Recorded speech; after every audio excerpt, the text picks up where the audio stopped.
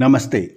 आर्यावर्त की कहानियाँ के अंतर्गत हम पढ़ रहे हैं श्रीमद् भगवद गीता का अध्याय तृतीय कर्मयोग, जहाँ भगवान श्री कृष्ण यज्ञ की महिमा बता रहे हैं। पर यहाँ यज्ञ का अर्थ सिर्फ हवन नहीं है। सहयज्ञाः प्रजाः सृष्ट्वा पुरोवाच प्रजापतिः अनेन प्रसविष्यध्वमेश वो अस्त्विष्ट कामधुक् देवान् भावयतानेन ते देवा भावयन्तु वह परस्परम भावयन्तः श्रेयः परमवाप्स्यथ। सृष्टि रचना के प्रारंभ में यज्ञ द्वारा प्रजा की रचना कर प्रजापति परमात्मा ने प्रजाओं से कहा, इस यज्ञ द्वारा तुम्हारी वृद्धि हो। यह यज्ञ तुम्हारी आवश्यकताओं की पूर्ति हेतु कामधेनु बने। तुम इस यज्ञ से देवताओं को संतुष्ट करो और वे देवता तुम्हें संतुष्ट करते रहें। इष्टान भोगान ही वो देवा दास्यन्ते यज्ञ भाविताः तेर्दत्तान प्रदायेभ्यो यो भुङ्क्तेस्तेन एव सः यज्ञशिष्टाशिनः संतो मुच्यन्ते सर्वकिल्बिषे भुञ्जन्ते ते त्वघं पापा ये पंचन्त्याम कारणात्। क्योंकि यज्ञ से संतुष्ट होकर देवता लोग तुम्हें सब इच्छित भोग प्रदान करेंगे। उन्हीं का दिया हुआ उन्हें वापस न देकर जो स्वयं उपभोग करता है वह सचमुच चोर है। यज्ञ करने के बाद शेष बचे हुए भोजन को ग्रहण करने वाले सब पापों से मुक्त हो जाते हैं। पर यज्ञ न करके केवल जो अपने लिए ही अन्न पकाते हैं वे पापी लोग पाप का भक्षण करते हैं। स्पष्ट है कि जो कुछ देवताओं यानी प्राकृतिक शक्तियों ने हमें दिया है उसको वापस न लौटाकर स्वयं के उपयोग में लाएंगे तो वह चोरी है। यज्ञ से तात्पर्य केवल हवन आदि से नहीं है। जैसे खेत से अन्न उपजाकर यदि खाद के रूप में उसे नहीं लौटाएंगे तो यह चोरी है। 11वें श्लोक में जो कुछ मनुष्यों और देवों यानी प्राकृतिक शक्तियों में आदान प्रदान कर एक दूसरे को संतुष्ट करने की बात की गई है उसी का यह विस्तार है।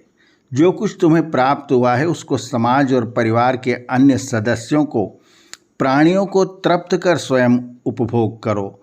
जो स्वयं अपने लिए ही पकाता है वह पापी है। अघम स केवलम भुङ्क्ते यः पच्यत्या कारणात् यज्ञशिष्टाशनं रोतत् सताम्नन्न विधीयते। यज्ञ आदि कर्म केवल तिल चावल और घी को आग में आहुति के लिए नहीं बल्कि जगत के भरण पोषण के लिए आवश्यक हैं। अन्नाद्वन्ति भूतानि पर्जन्या दन्न संभवः यज्ञाद् भवति पर्जनो यज्ञः कर्म समुद्भवः कर्म ब्रह्मोद्भवं विद्वी ब्रह्माक्षर समुद्भवम् तस्मात् सर्वगतं ब्रह्म नित्यं यज्ञे प्रतिष्ठितम्। प्राणी मात्र की उत्पत्ति एवं वृद्धि अन्न से होती है और अन्न वर्षा यानी पर्जन्य से उत्पन्न होता है। वर्षा का उद्भव यज्ञ से होता है और यज्ञ की उत्पत्ति कर्म से होती है। मनुस्मृति में कहा है कि अग्नि में दी हुई आहुति सीधी सूर्य को प्राप्त होती है और सूर्य वर्षा को उत्पन्न करता है। कर्म की उत्पत्ति प्रकृति से या वेद से हुई और ब्रह्म अक्षर यानी नष्ट होने वाले परम तत्व परमेश्वर से। इसलिए यह समझो कि सर्वगत ब्रह्म ही यज्ञ में सदा प्रतिष्ठित रहता है।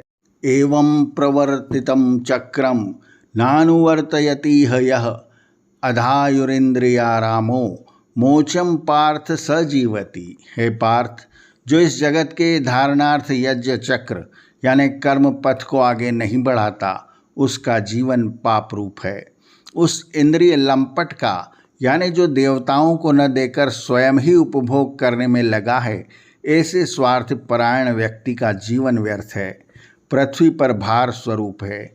अतः इस यज्ञ चक्र को, जो चातुर्वर्ण्य वृत्ति को, जो इस संसार के धारण पालन के साथ साथ जीवन यापन के लिए भी आवश्यक है, निष्काम भाव से चलाते रहना चाहिए।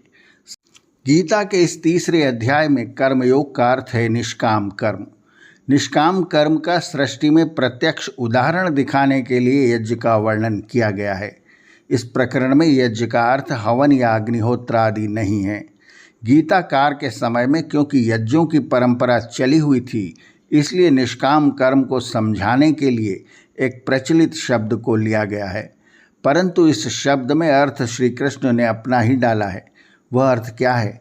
गीता ने जिस अर्थ में यज्ञ शब्द का प्रयोग किया है वह अर्थ है आत्मसमर्पण, अर्थात यह संपूर्ण संसार एक यज्ञ है, आत्मसमर्पण का नमूना है, निष्काम कर्म का जीता जागता दृष्टांत है। प्रजापति ने यज्ञ के साथ इस सृष्टि को पैदा किया है।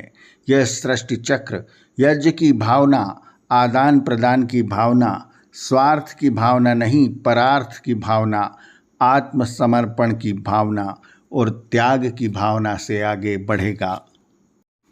आर्यावर्त की कहानियाँ के अगले अंक में हम आगे पढ़ेंगे श्रीमद् भगवद गीतामृत का अध्याय 3 कर्मयोग। आर्यावर्त की कहानियाँ चैनल को सब्सक्राइब करें और बेल आइकन के बटन को दबाएं ताकि हम जब नया वीडियो लेकर आएँ तो उसकी सूचना आपको तुरंत मिल जाए। धन्यवाद। नमस्ते।